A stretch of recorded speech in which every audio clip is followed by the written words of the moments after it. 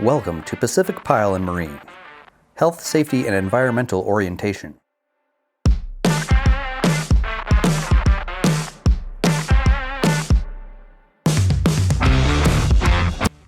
What is PPM's why? Building the future. We are going to build the Americas in a way that people want and value while providing good quality lives to our workers and our community. One team. People working together as a lean, mid-sized contractor as measured by customer, employee, supplier, subcontractor, union, and community satisfaction. One plan. Aggressively restructure to operate profitably at the current demand and changing markets. Accelerate development and training of our employees to our internal and customers' wants and values. Execute our plan and improve our balance sheet. Work together effectively as one team. One goal. An exciting, viable PPM delivering safe and profitable projects for all. Safety culture expectations. Management is expected to provide the resources necessary to adequately support safety. Actively promote safety and health on the job. Lead the safety charge. Provide foremen with the authority to observe, coach, and train the workforce. Lead by example. Incorporate safety expectations into other successful completion expectations of the project. Ensure proper safety planning is being executed, and ensure workers have the training, knowledge, and equipment to conduct their work safely. Site supervision is expected to actively promote safety and health on the job, lead by example, institute and demand work practices that incorporate safety planning and practices, frequently inspect the job site for safety as well as quality, ensure the necessary safety education and training is made available. Observe, coach, train, and enforce safe behavior to meet expectations. Ensure proper safety planning is being executed. Personnel are expected to perform their jobs in the safest manner possible. Report workplace hazards.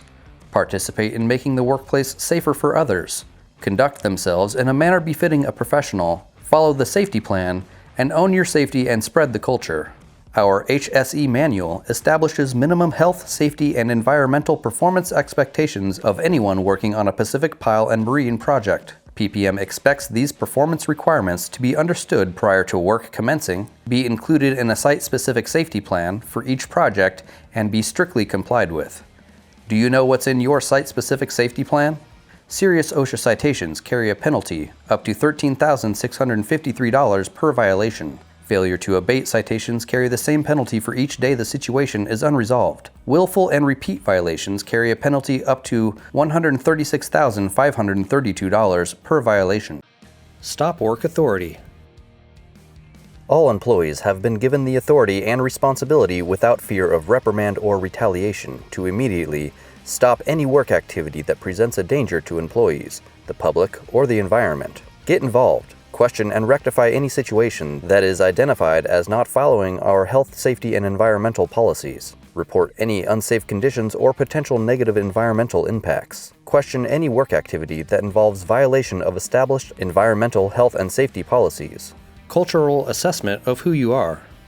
A safety champion is someone who goes above and beyond ensuring that all work activities are executed according to the plan, will stop work when conditions change, reassess risk, change the plan, and communicate changes to mitigate the new risk. Persistently communicates that employee safety is the number one priority above all other operation goals. Believes that safe production is the only acceptable production, and sees training as an opportunity to influence positive behavior. Encourages and celebrates the right to stop work as an obligation. Encourages and supports reporting of all incidents and near misses. Holds themselves and others accountable to all company HSE requirements. Recognizes and celebrates positive behaviors, and embraces support from HSE professionals and sees them as partners. Are you a safety champion? At Pacific Pile and Marine, we have many cultural norms that carry across all of our projects and the main offices and yards. Here are a few. We are safety-centered and performance-driven. We are one team with a common goal. We have one plan to get us there. We have one goal, to deliver safe and profitable projects. How we park is important. It determines how we start our day. We always back in. It shows that we've already planned the end of our day and are prepared to leave safely. We are one PPM. The following are non-negotiable improper behaviors. Working 4 feet above the ground or other surface or higher with no approved fall protection. Exposed holes that are large enough for a human to pass through and 4 feet or greater in depth, left unprotected or improperly protected. blatant, clear, or intentional misuse of fall protection equipment or systems, altering or disabling any component of a fall protection system that exposes oneself or others to a fall hazard, not wearing a PFD, zipped and clipped when required near or above water, improperly using a portable ladder, failure to develop a site-specific fall protection work plan when falls exist over 4 feet, and failure to train workers under your control. Struck by. Disregarding red danger tape or barrier crossing without proper authorization, dropping debris off structures without approved procedures, riding on equipment not designed for multiple passengers, using damaged equipment or altering the equipment where safety is bypassed, exposing others to overhead struck-by hazards by not barricading or notifying the area on lower levels, and improper rigging or signaling. Caught in or between. Working in unprotected trenches or excavations 4 feet or greater in depth. Operator not barricading or protecting swing radius or pinch points. Operator exposing employees to an overhead load while working in an excavation. Reckless operation of equipment, or failure to use a spotter when operating in roadways, when load suspended by rigging at blind corners, and when unloading vehicles. Electrical. Working within 20 feet of power lines. Exposing others to live bare electrical conductors. Working on live electrical systems without proper training, PPE, procedures, or permits. Unauthorized altering, bypassing, or removing any guards, locks, tags, or other safety device protecting persons from live electricity. Willfully violating the lockout-tagout program, and failure to locate utilities. Other high-hazard activities include confined space entry, fall protection, trenching or excavating, cranes, rigging and hoisting, or any activity that places any worker in an imminent danger hazard or situation. Our zero-tolerance policy is applied for willful violations. The following is PPM's progressive disciplinary policy. Our disciplinary policy includes a verbal warning, followed by a written warning. First written notice is forwarded to HR and union if applicable. Second written notice. If within 2 months of first, worker will be ineligible to work on PPM job site for 30 days. Third written notice. If within 6 months of the first, worker will be ineligible to work on PPM job site for 90 days. Followed by suspension, without pay, for 1 or more days, dependent on policy violated and gravity of violation. Then termination. Nature of violation or repeated violations are cause for termination. Willful disregard for serious hazards may also result in immediate termination. Violation of rules that could result in a serious injury or fatality will result in immediate dismissal for a minimum of 6 months. If a supervisor knowingly places an individual at risk for injury, serious or other, the supervisor shall be subject to disciplinary action up to and including termination. Incident, injury, spill, and near-miss reporting requirements. Employees must report all injuries and incidents to their supervisor immediately, no matter how minor. Supervisors must notify the PPM HSE department immediately. This allows us to provide prompt care, investigate, and eliminate hazards that may cause other injuries. Near misses must also be reported, allowing us to fix a hazard from causing more injury in the future. The scene of any injury, accident, significant near miss, or property damage incident must be preserved for PPM's review. All employees and subcontractors shall assist with investigations. For 24-hour reporting, contact your supervisor or Matt Rolfe, Director of HSE. Worker responsibilities for treatment beyond first aid. Report to your supervisor to complete the required documentation. Inform your doctor that PPM provides modified and light duty. Report your physician's findings to your supervisor and the safety department after every visit. You must provide an after-visit summary after every visit, especially if you are on modified duty. This is the responsibility of the injured worker to obtain and provide. Report to your next regularly scheduled shift. Inform your supervisor of doctor's appointments 24 hours in advance. It is each and every injured worker's responsibility and obligation to abide by physician's orders on and off the job. Injured workers are expected to actively participate in their prudent and timely recovery. Supervisor responsibilities. Contact the HSE department to complete the required documentation. Escort the injured worker to the clinic or hospital and drug test collection site. A supervisor must escort the individual to their first appointment. Conduct an appropriate accident investigation and incident review. Report outcomes to the safety department. Contact HSE department for additional investigation assistance. Ensure that you know what the injured worker restrictions are and ensure they are being followed. Ensure the other workers are not in any way harassing or discriminating against injured workers. Healthy and positive atmosphere conducive to the injured worker's recovery. On-site health and safety. Call 866-998-2750 24 hours a day, 7 days a week. Services include drug test collection, minor wound treatment, lacerations, abrasions, punctures and bruises, eye irritation, back pain, extremity pain, heat illness, minor burns, insect bites, and chemical exposures, in addition to respiratory fit testing. Every company is required by OSHA and/or Pacific Pile & Marine to develop safe work plans for each task conducted. These plans include site-specific safety plans, high-hazard work plans, job hazard assessments, pre-task plans, and field-level work plans to address current conditions or hazards. Work permits and plans. Work on Pacific Pile & Marine projects requiring a work permit or plan include energized electrical work, fall protection plan, hot work or open flame activities, crane critical lift plan, scaffold permits, lockout-tagout checklists, confined space entry permit, and crane-supported personnel basket use. Personal protective equipment. 100% mandatory PPE includes shirt with minimum 4-inch sleeve, hard hats or helmets, safety glasses with side shields, high-visibility clothing, and ankle-supporting boots, leather or similar, and above the ankle. Non-safety rated prescription glasses are not to be accepted.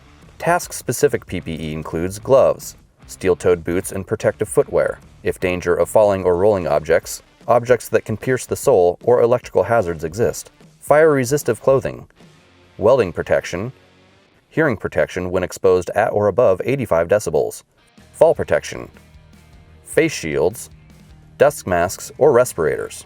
Personal flotation devices are required when working within 6 feet horizontally of water. Working more than 4 feet above water without any obstructions below requires fall protection and a PFD. Working or using a boat or skiff. Night operations require water-activated lights and whistles. You must be zipped and clipped at all times. First aid and AED locations. All project offices and barge shacks have an automated external defibrillator, AED, and at least one first aid kit. Additional first aid kits can be found in company vehicles, brake shacks, or gang boxes. All supervisors, project managers, project engineers, superintendents, and foremen shall be first aid trained, and emergency response equipment shall be available on all projects. Testing for drugs and alcohol include pre-employment drug screen, 10-panel rapid drug screen, and breath alcohol testing are required before starting work, and post-incident drug screen.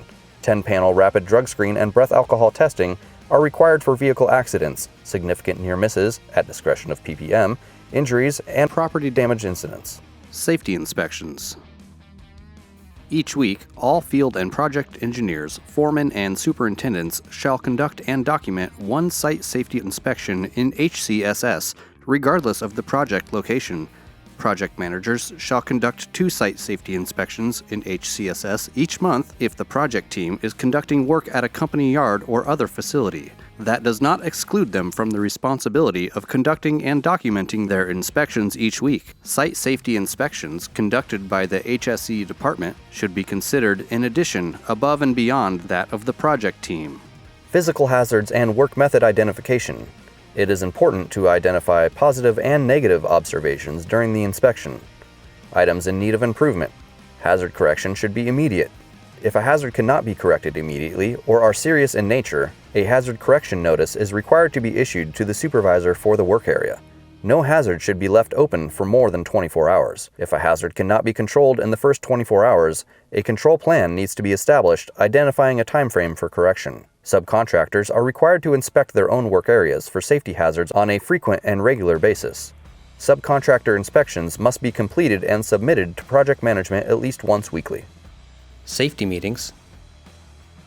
A toolbox talk or all-hands meeting for all job site personnel is required weekly and conducted in HCSS. If held separately, subcontractors must submit copies weekly. Each foreman shall complete a JHA specific to the work. It may require several JHAs. Subcontractors must submit JHA copies daily. We stretch and flex daily, during or after the JHA meeting, and/or whenever necessary. JHAs, or job hazard analysis, will be done daily to communicate hazards associated with the specific operations for that day for the crew. If the task significantly changes, another JHA shall be completed. It is a crew's job to identify and recognize potential hazards, evaluate their risk, and establish controls to minimize or eliminate hazards. Anyone that comes into your work area must review the JHA and hazard controls in place. Fall protection. If your feet leave the ground, you must have a site-specific fall protection work plan. Plan A for working below 4 feet, or Plan B for working above 4 feet and fall protection is in place. Either passive fall protection, guardrails or warning lines, or active fall protection, including an anchor, body harness, and connector. Non-structural anchor points must be reviewed and approved by the PPM HSE department.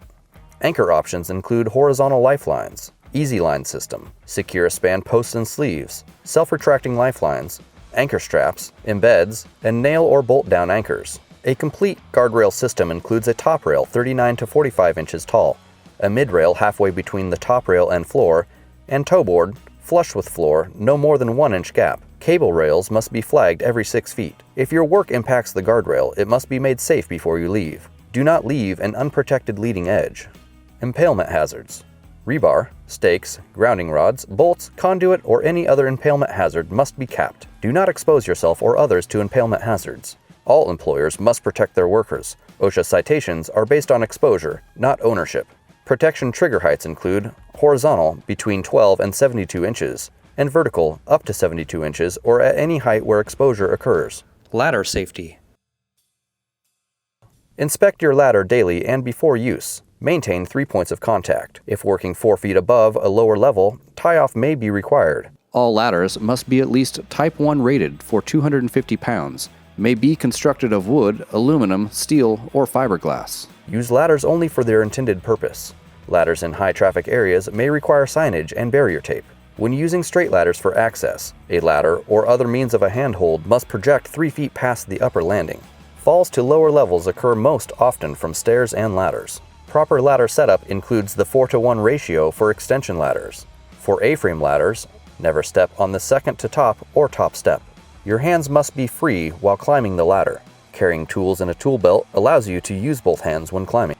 Fire protection, hot work.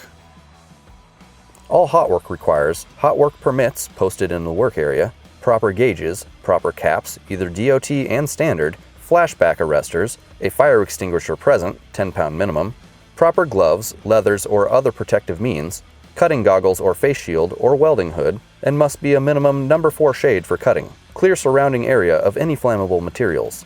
Sparks or slag can travel up to 35 feet.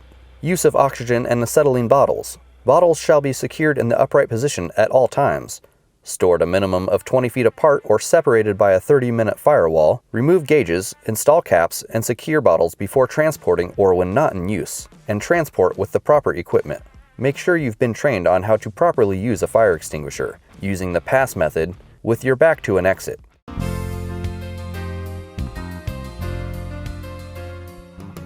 Hi, I'm Joel with the Bremerton Fire Department, and I'd like to take a moment to talk with you about fire extinguishers. Fire extinguishers are a safe, effective tool for extinguishing small fires. When it comes to fire, be smart. This fire extinguisher, which most people have in their home, will discharge its entire contents in 10 to 15 seconds. That is why we use fire extinguishers on small fires. Fire extinguishers are rated A, B, and C fires. A being ordinary combustibles such as paper and wood products. B being flammable and combustible liquids such as gas. C for electrical fires such as your toaster or blender. To use the extinguisher, remember pass. Pull, aim, squeeze, and sweep. Pull the pin.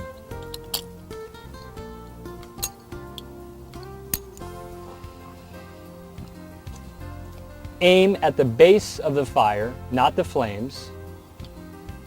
Squeeze the trigger. And sweep at the base of the fire. Pull the pin.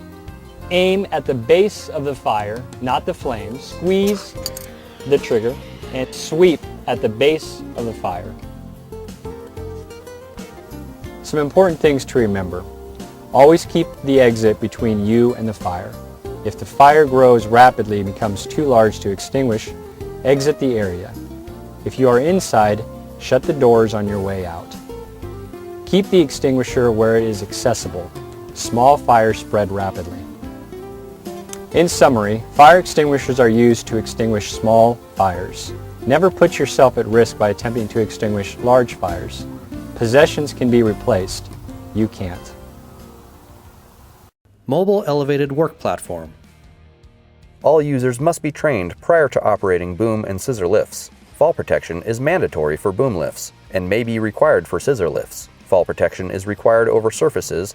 When water depth is over 10 feet, PFDs are required in lieu of fall protection. Complete daily inspection checklists. Lower lift prior to traveling more than 10 feet. Always use the red emergency stop button before exiting and when stationary. And do not drive over electrical cords. Barge safety. Personal flotation devices shall be worn at all times, zipped and clipped, on barges, except when protected by other means from drowning. Spill kits must be readily available to contain and clean up spills. Tools, materials, equipment, and rigging shall be kept in an orderly fashion. All superintendents, foremen, PMs, or PEs working on barges shall be first aid trained. When fall hazards exist on barges, fall protection is required at 4 feet above the next lower level, except when working on cranes at 10 feet. Ramps or gangways shall be used when transferring between barges. No jumping between barges, flexi floats, or other floats. Ramps or gangways shall be kept clear of trip hazards and in good condition. Access to barges must be sturdy and equipped with guardrails when a fall hazard exists over 4 feet to the next lower level, including water. They must be marked with capacity and secured to prevent displacement. When using ladders to transition between barges, ensure the ladder is secured, of adequate strength, and ladder or other means of handhold must project 3 feet past the upper landing. Skiffs and boat operators must be trained to operate and have a valid boater education card. Required items on boats or skiffs include a paddle or oar, life ring with 90 feet of throw rope, a 10-pound fire extinguisher, boat hook or pike pole, anchor with line, a working outboard motor with fuel. Skiff capacity shall be stenciled or welded on the side, and must have a waterproof emergency box containing first aid kit, flares, and air horns. Pile driving. A major component of our work is pile driving. Pile driving safety must be taken seriously. Prior to pile driving activities, the following must take place. A JHA must be completed each day specific to pile driving only. A daily pile driving and trenching/excavation checklist must be completed. Workers must be trained in pile driving activities and the associated safety controls. Scaffolds. Scaffolds must be inspected by a competent person. No one is allowed on a scaffold until the inspection is completed. Guardrails are required if workers are below, top rail, mid rail, and toe board. We will also restrict access to the area below. Scaffold user training is required, and all scaffold must have a valid daily scaffold inspection tag posted at the access points. Forklifts. Forklift operators must be trained and authorized. Operator certification must be on-site and available at all times. A valid state-issued driver's license is required to operate forklifts on a public road. They must be inspected daily and documented. Operator must wear a seatbelt at all times. You shall not use a cell phone while operating or driving. Forks must be left down and tips on the ground when parked. Wheels shall be chalked when parked on ramps. Loads must be stable or secured. Free rigging is not allowed, and spotters are required on roadways, at blind corners, and when unloading vehicles. All attachments must be approved by PPM HSE department prior to use. Free rigging is the placement of slings, chains, straps, hooks, shackles, etc. directly over the forks. This is an unacceptable practice. If a forklift operator is observed free rigging a load, they will be removed from operating the equipment until they have been retrained. You must use forklift attachments for suspended loads. These attachments are make and model specific. Refer to your operator's manual before selecting an attachment. Inspections are required daily, prior to operation, and at each shift. Inspection sheets must be available on-site at all times. Truck drivers are not allowed to assist in loading or unloading operations unless subcontractor personnel or under contract to PPM or subcontractor. Truck drivers are allowed to secure and unsecure their loads. Truck drivers are required to wear necessary PPE at all times. Once loads are to be unloaded, are identified and secured, the truck driver needs to return to their truck or a safe place away from the operation and wait until the unloading is done. Escorts are responsible for the conduct and safety of the delivery drivers under their control. All non-essential personnel must stay clear of the operation. Cranes, rigging, and signaling. All cranes must have a current certification. A copy must be submitted to PPM. All crane operators must be certified, using qualified riggers and qualified signal persons, and the training records must be submitted to PPM. Qualified rigger and/or signal persons must have a documented evaluation by a qualified person, and re-evaluation is required every 5 years. All rigging shall be inspected prior to each use. All tags must be in place and legible. Damaged rigging must be removed from service. All rigging components shall be made in the U.S. or Canada. Rigging components from other countries must be approved by the PPM HSE department. Inspections include cranes, including wire rope, with an annual certification, monthly, post-assembly, shift, modification or repair functional check, severe service, or idle more than 3 months. Daily rigging inspection includes all rigging, including alloy steel chains, daily, periodic, and annual. Critical pick criteria. Loads exceeding 75% of the crane's capacity. 2 or more cranes required, with a separate plan required for each crane. When specialized rigging is used. Lifts involving hazardous material. Hoisting personnel. Hoisting specialized material. Lifting submerged loads, or power line proximity. You will have a crane critical lift plan. Communication is key. Before hoisting personnel, it must be determined if it is the only feasible means of conducting or accessing the work. When hoisting personnel from a crane, supported basket, or agili, the following question must be answered. Is there no other feasible means to conduct or access the work? If this is the only feasible means to conduct or access the work, then a critical lift plan must first be completed. Then the requirements of OSHA 1926.1431 hoisting personnel must be followed. Electrical. Electrical devices must be rated for outdoor and commercial construction. Tools and cords must be assured grounding tested and marked. All electrical devices shall be used as designed and intended. Inspect all tools and cords daily.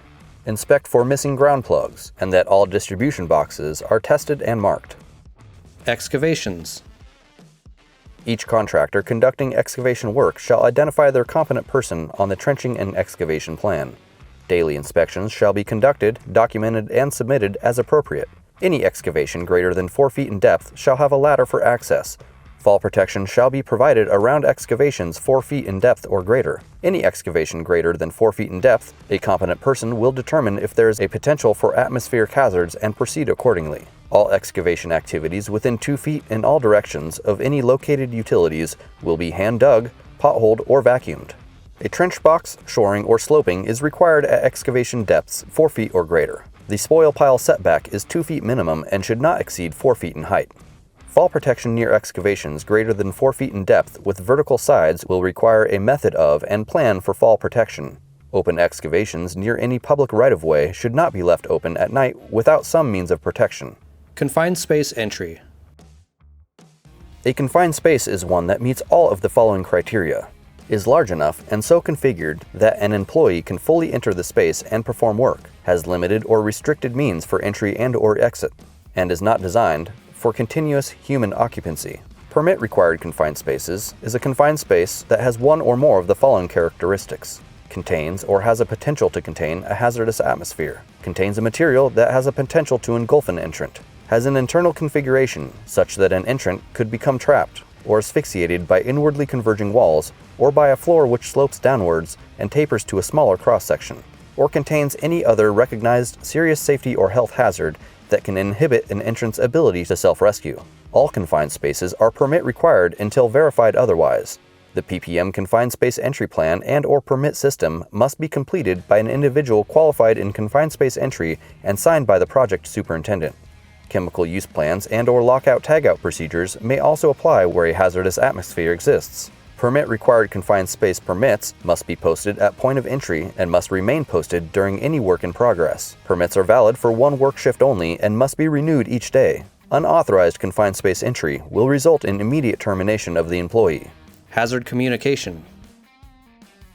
Chemical exposure may cause or contribute to many serious health effects such as heart ailments, central nervous system damage, kidney and lung damage, sterility, cancer, burns, and rashes.